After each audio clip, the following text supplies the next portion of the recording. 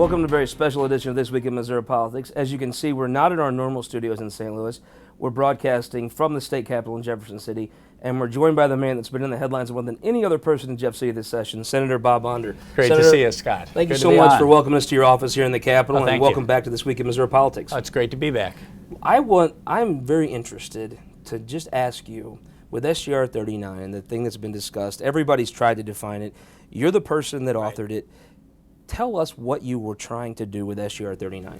So yeah, SGR 39, if approved by the people, would give them the opportunity to protect religious liberty in this state as regards to sincerely held religious beliefs about marriage. The background, of course, is the June 2015 Supreme Court decision about Obergefell, which declared that there is a fundamental right for same-sex couples to marry. Well, the way I put it is just like after Roe versus Wade in 1973, the Supreme Court ruled that there's a fundamental right to abortion, but yet the question remained, what is the right of doctors and nurses who didn't want to participate in abortion? What are conscience rights? And of course, it was decided over the next few years that there is a right of conscience not to participate in abortion. And conscience rights are well established in our tradition, American legal tradition, the draft, the death penalty. We don't force people to do things that violate their conscience, especially their religious beliefs. Amish Mennonites are not compelled to be drafted. So SGR 39 sought to protect pastors, religious organizations, churches, and some very limited business people, those in the wedding industry, from being punished by government for their sincerely held religious beliefs about marriage. When you drafted this, did some of the folks in these industries come to you with these concerns? What initially made you think this was important enough to put in the Constitution? So first of all, it was precipitated by the U.S. Supreme Court's really radical redefinition of marriage. Of course, it's radical because 30 states actually had in their Constitution the definition of marriage between one man and one woman. But there were cases around the country where gay rights laws and ordinances were being used to persecute people of faith who refused to be commandeered into same-sex marriage ceremonies. Likewise, even Obama's lawyer, the Solicitor General, Donald Verrilli, when asked on oral argument about the tax-exempt status of churches that didn't marry gays, would that be threatened? Verrilli said, yes, that is something we'll have to look at.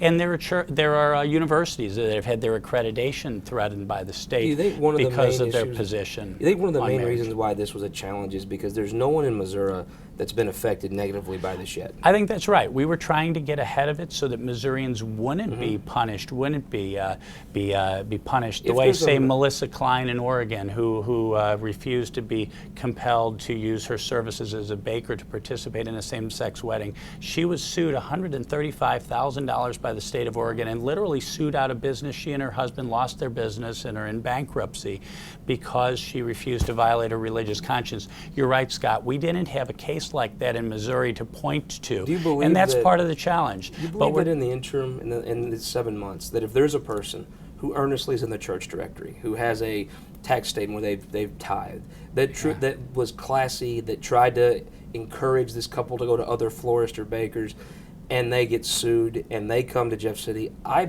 personally believe this bill passes in 6 weeks as a statute, right? Well, I think that may be. I don't know, Scott, but that was one of our challenges. We were trying to protect Missourians before nightmare scenarios like that happened, and we weren't able to point to that person being punished by the iron fist of government the way it's happened around the country. One of the surprises about this was the business community.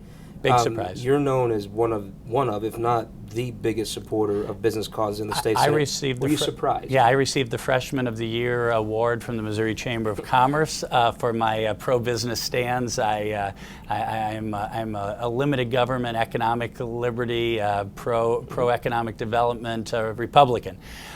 So, of course, it was surprising because, after all, this was a First Amendment issue, a religious liberty issue. Quite frankly, what a company like, let us say Monsanto. Their customers are farmers.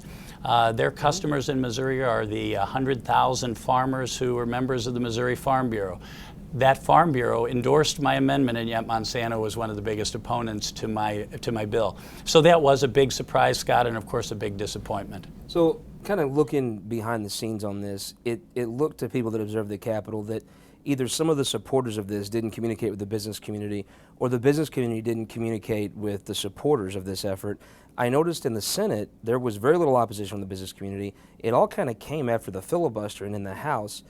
Can you give us some insight on where that breakdown in communication existed? So I filed the bill in March. It was noticed up just like any other bill. And in the hearing for my bill, there were only not a single business group, not a single business testified against my group. The only two groups that testified against my bill were PROMO, which is a gay rights group, and the ACLU.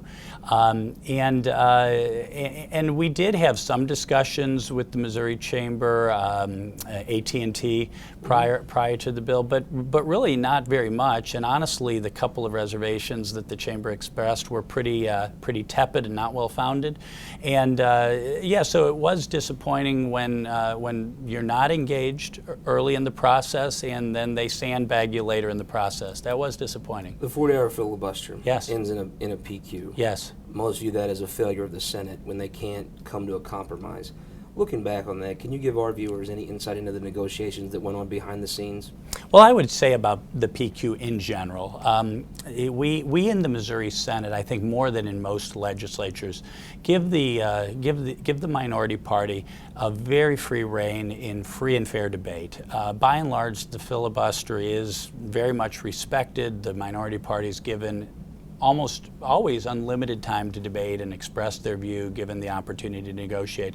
But the counterbalance to that, there always have to be checks and balances in government, is the PQ. So I don't think we apologize for using it. Now, during that 40-hour filibuster, 26 of those hours, the minority party had the floor tied up with a single amendment that they did something called third degreeing, where no one could offer amendments, and they never allowed a vote on that amendment. In 26 hours, they could have offered 26 amendments, 30 amendments. Some of the amendments. leading senators in the minority have said they wish they would have done a few things differently. I agree. Do you wish you'd have done some things differently that night? Sure. There's always, especially when you're very tired after not sleeping for 40 straight hours, you wish you had done things differently. But I really think at the end of the day, it needed to be done. We needed to end the debate, to move on, to get to a vote, and that's how it ended up. So,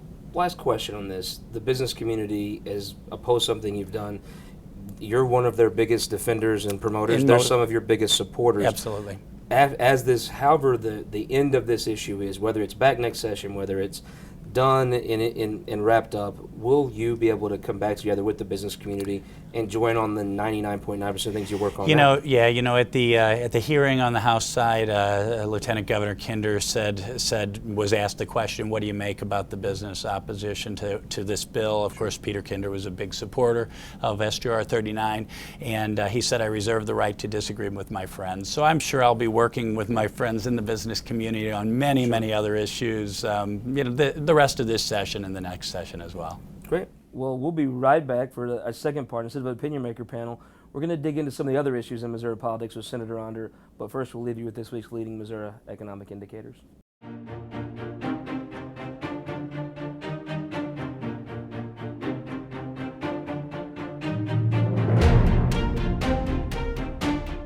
All across Missouri, our new car and truck dealers are building strong local economies. When you buy a car or truck in Missouri, you're helping to support over 20,000 Missouri families who rely on the auto industry for good-paying local jobs. You're also helping fund our communities, schools, first responders, and our roads, because dealers generate millions of dollars in tax revenue. Missouri's automobile dealers have been the foundation of our communities for generations and for generations to come. The Missouri Automobile Dealers Association, the heart of Missouri. For more than a century, the St. Louis Carpenters Union has shaped our communities. Through trusted alliances, we deliver skilled professional craftspeople, while our business partners provide the kind of quality jobs that keep our economy humming. It's a blueprint that has worked since 1882. Turning Missouri into a right-to-work state stalls progress, wipes out jobs, and kills momentum. Right to work is wrong for everyone. Let's keep Missouri moving forward. Visit carpdc.org to learn more.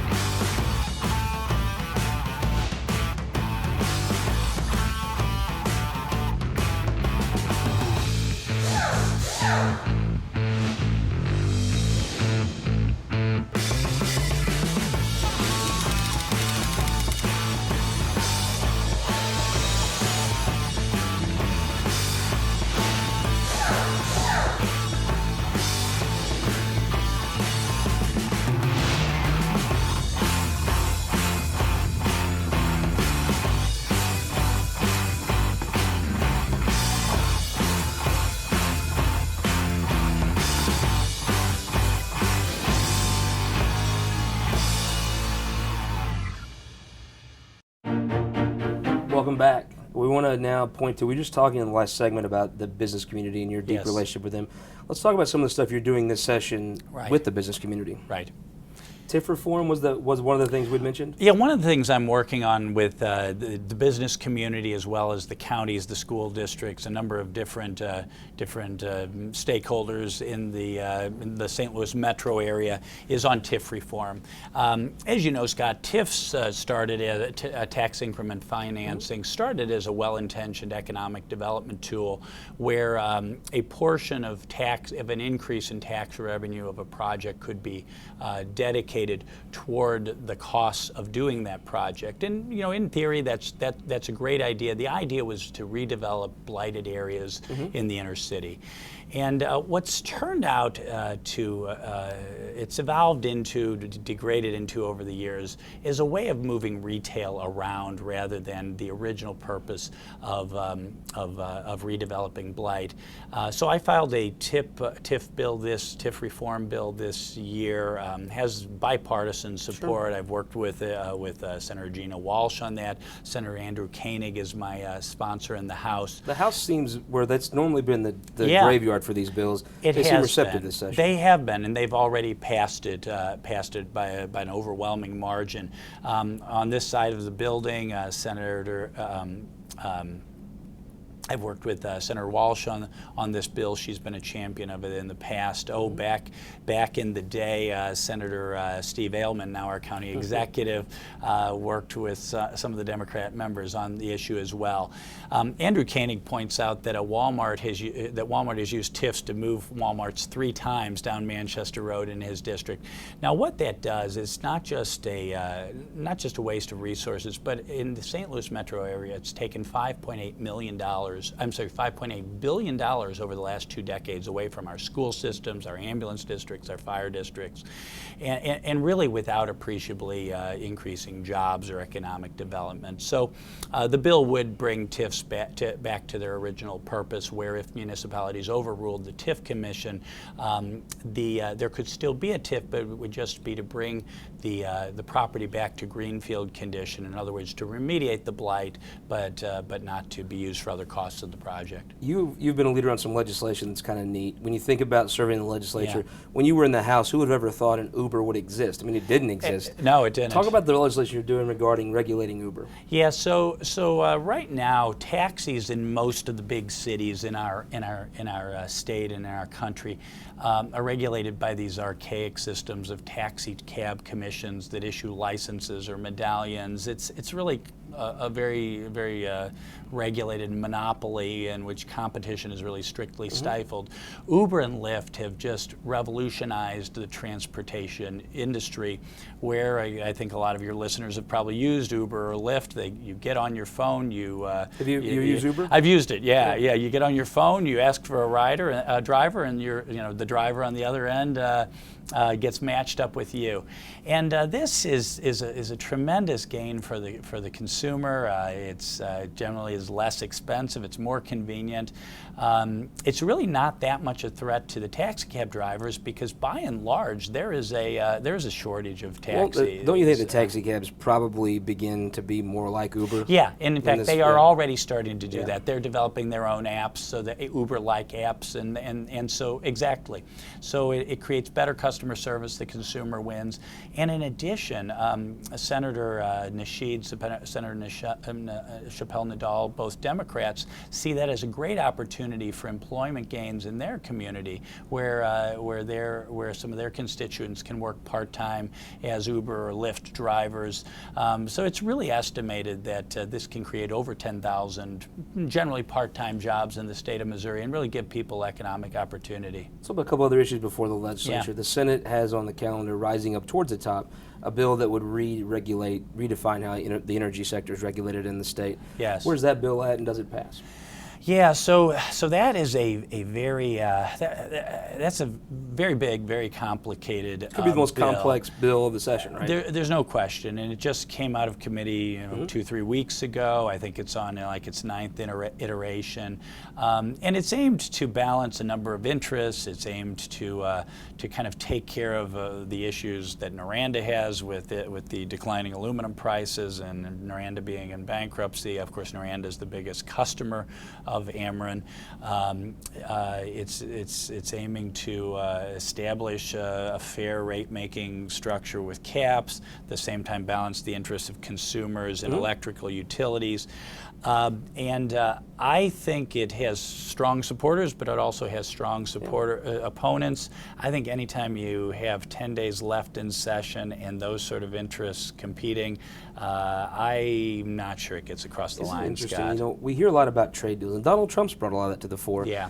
I think in South Missouri you did see how the Obama administration just refusing to protect the aluminum industry let China run them out of business. And now the state Senate's trying to do some things piecemeal, but isn't the real solution. You have to have a president that'll stand up for America. That's right, Scott. You know, look, I'm a free market guy. I'm a free trader, but quite frankly, China cheats. They cheat. Free trade is not a suicide pact, right? I mean, precisely. Good way of putting it, Scott. And really, honestly, China manipulates currency. China dumps aluminum. They subsidize exports, all in violation of numerous international trade compacts. And Obama absolutely refuses to protect let's our talk domestic politics. Industry. So in the Missouri primary, do you have a favorite? In the Missouri Republican for the president. gubernatorial. Yes, I am a Cruz guy. Committed Cruz guy? Are you part of the Never Trump group? Or? So no, I'm not part of the Never Trump group. No, I endorsed Ted Cruz a couple of months ago. I was originally a Scott Walker guy, but he was the first out when his numbers hit 0.5%. It wasn't long for this world, and I then about 2 months ago I endorsed Ted Cruz. But no, am I a Never Trump guy? No, I think if Donald Trump is our nominee, I'll support him all the way. You've been through primaries. You've been some tough ones. You've won some, lost some. Yeah. I think there's something to be said for the will of the voters, right? Oh yeah, absolutely. In 2008, after a tough primary, Blaine Luetkemeyer came out on top. I came out second out of 5 folks. I supported Blaine. I support him to this day. Well, will you be going to the convention in Cleveland?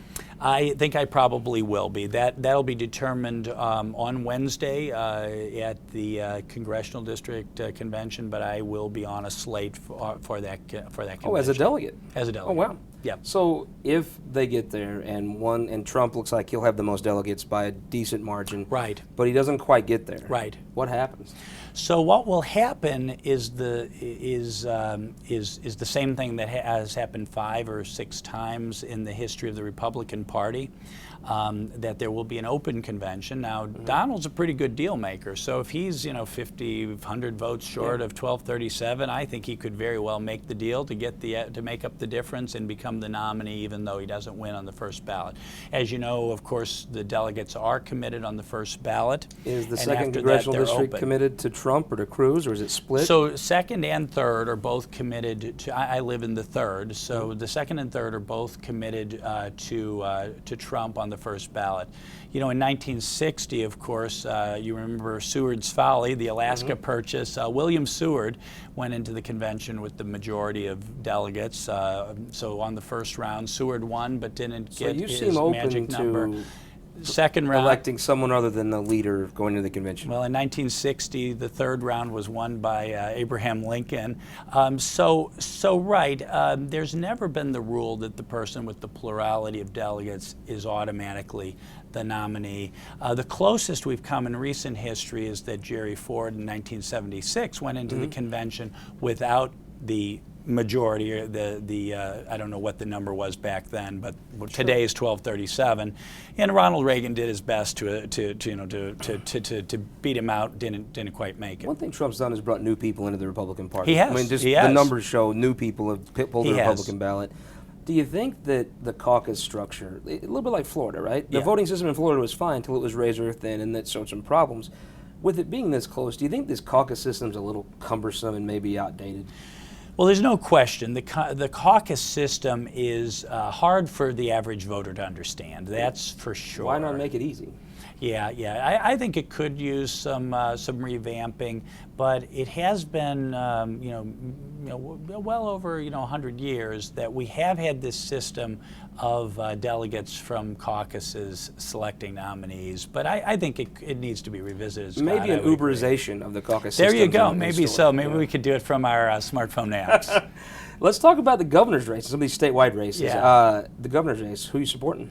Yeah, I have not picked a horse in that race. I have too many friends in that race. Sure. I've known 3 of the 4 candidates for many years, and are good friends. And I'm at this point officially staying out. It was the governor's race kind of came into this SGR 39 debate when It Eric did. Greitens Yeah. kind of took up what most people thought was a pretty unconventional position. Yeah. But did it make sense to you? I mean, it's not a break from who he is, right? Well, again, Eric has. I've known Catherine since my 20s in Young Republicans. Mm-hmm. I've known Peter for well over a decade. I've known John Brunner for a long time. I really don't know Eric all that well, so I don't know who he is. I guess he is running as a little bit more of a moderate, so maybe the SGR 39 is his coming out against religious liberty amendment wasn't all that big a surprise. But I don't understand someone in a Republican primary coming out against letting Missouri voters vote for religious liberty. So what do you think will be important in July to voters? What will be the messaging we hear to the Republican primary electorate? And can you put your political scientist hat on and tell us who do you think's in the lead right now?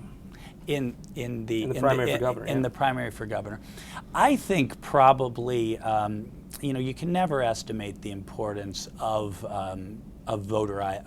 name recognition in politics. So I think the couple of polls I have seen seem to give Peter Kinder an edge on that front. But I don't. I think there are a lot of undecided voters. So I think it's still a horse race. It could be a complex thing. Jeff Ranford brought up on our show last week that you're going to have if you have a contested convention, most of us have never seen that. That is true. And the news media's never, and you've never seen it with a reality TV star as Right, the person involved in it. It might drown out a lot of the messaging that would go on normally in a primary. Well, that's in right. July. Maybe that advantage Peter, I guess. Well, that is a good point. I think it would. That kind of media coverage could drown out some of the paid messaging. Let's talk about some of these statewide races. You serve with a lot of the people on the ballot. Right. The lieutenant governor's race. Sure. Are you involved in that? How do you see that coming out? Sure. Well, I think Eric Schmidt got a much earlier start, has a lot more money in the bank. He's running for treasurer. You endorsed Yeah. Senator Schmidt, I right? did endorse him early before Dan Brown was in the race. Dan's a good friend as well. I guess Dan endorsed him too. Dan endorsed him too. So in any case, I suspect Eric wins that one. But yeah, both are good friends. In the lieutenant governor's race, you've got 2 Republican candidates. One Yeah. you serve with in Senator Parson. Sure, Senator Parson. Where do you see that coming down to? Yeah, that's a good question. But once again, 2 good friends, so I'm staying out of that I one. sense you might think that's closer than others would think, right? Perhaps. I think it Yeah. might be closer.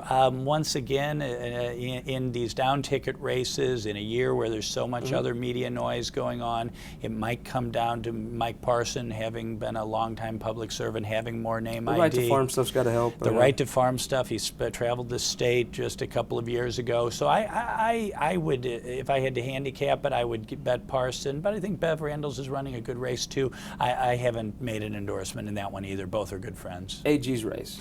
It's AG already hot, right? Yeah, that is a hot race. I have endorsed my Senate colleague Kurt Schaefer, and I think that's a hot one. I think that could go either way. Speaking of the Kurt Schaefer, you were on the Sanctity of Life Committee, right? I Very was. active. I was. The Planned Parenthood folks, you had the Attorney General, the Democrats Yes, nominee for yes. governor, say there's no crime here. And then you had somebody take the 5th last week. Was that Uh-huh. surprising, or? That was a little surprising. It kind of reminded you of a Godfather movie and Michael Corleone taking the 5th. So I don't know what they're hiding there, Scott. Well, there were folks that said that was a political witch hunt. Well, political witch Not hunts at all. don't end with people taking the fifth. That It exactly validates a lot of your work. That is exactly right. I do not think we know what is going on with baby body parts at that Planned Parenthood facility or at the pathology services. We Do know. you think you will know? Well, one thing we do know for sure is that some of the baby body part remains are going on to a facility in Indiana where they're being disposed of illegally. Does Indiana it boil down company. to now you need an attorney general willing to pursue it? That would be very the Senate helpful. is limited in what you can do now, right? That would be very helpful, and Attorney General Schaefer, I'm sure, will do a great job of that. Let's talk a couple of more things. With Donald Trump at the top of the ticket, there's some that believe you could have another washout like in '92. Do you think Trump drags the ticket down, and do you think that some of these campaigns, they're raising money at an unprecedented clip? I think Senator Schmidt has over $2 million on Right. hand. Do Right. you think you can inoculate yourself if it begins to go south? You know, it's hard to say what the Trump phenomenon does for me. I've endorsed Senator Ted Cruz for a lot of reasons, one of which is I think he is more electable than Donald Trump. But at the same time, you point out that Donald Trump has brought some swing voters into the party who traditionally haven't voted Republican. So I'm not really sure what the net effect You're of one of the the leading Donald is. conservatives in this state. Do you believe conservative voters will turn out and vote for Trump? Do you believe they'll turn out anyway and just not vote for him? Do you believe he can pull voters that vote for you and look up to you and look for your endorsement? Can he win them over? I think he can. I think given the choice between Hillary Clinton and any Republican nominee, I believe we can get out the voters for the Republican nominee and win the election. Too much is at stake. Senator Honor, thank you for Thank you, Scott. hosting us here in your Thank office you very in the Capitol. much. It's Appreciate it. great to be on. Thank you. I want to thank everybody for tuning in from our special broadcast from the state capitol this week. I want to also thank, congratulations to everyone who was selected for the Missouri Times 30 Under 30. You can check that out at MissouriTimes.com, and we'll see you next week on This Week in Missouri Politics.